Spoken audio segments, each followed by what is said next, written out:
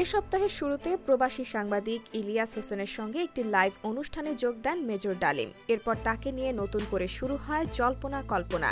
প্রায় ৫০ বছর পর মেজর ডালিমকে দেখে অবাক হন অনেকে, কারণ তিনি বেঁচে আছেন সেটিও অনেকে জানতেন না। মেজর ডালিম এখন কোথায় আছেন সেটি স্পষ্ট নয়। ১৯৭৫ সালের ১৫ আগস্ট সেনা সদস্যদের হাতে নিহত হন তৎকালীন রাষ্ট্রপতি শেখ মুজিবুর রহমান। সেদিন সেনাবাহিনীর ওই অভিযানে অংশ নিয়েছিলেন সেনা কর্মকর্তা মেজর শরীফুল হক ডালিম। যদিও পরবর্তীতে তিনি লেফটেন্যান্ট কর্নেল হিসেবে পদোন্নতি পান, তবে সবাই তাকে মেজর ডালিম হিসেবেই চেনেন। তবে সংবাদ মাধ্যম ডেইলি স্টার ২০০৯ সালে কূটনৈতিক ও গোয়েন্দা সূত্রে জানিয়েছিল মেজর ডালিম পাকিস্তানে বসবাস করেন এবং তিনি প্রায় লিবিয়া যান। বিশেষ করে দেশটির রাজধানী বেনগাজিতে যাতায়াত আছে তার। সূত্রটি আরও জানায়, বিএনপির নেতৃত্বাধীন সাবেক ৪ দলীয় জোট সরকারের আমলে মেজর ডালিম একবার বাংলাদেশে এসেছিলেন।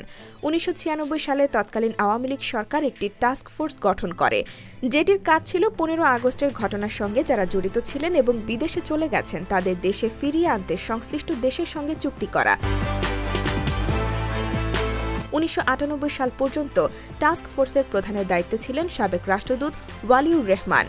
সাবেক রাষ্ট্রদূত ডেইলি স্টারকে ওই সময় বলেন, মেজর ডালিমের কেনিয়ার রাজধানী নাইরোবি সহ আফ্রিকার কয়েকটি দেশে ব্যবসা আছে। এছাড়া মেজর ডালিম কেনিয়ার পাসপোর্ট সংগ্রহ করতেও সমর্থ হয়েছেন বলে দাবি করেন তিনি।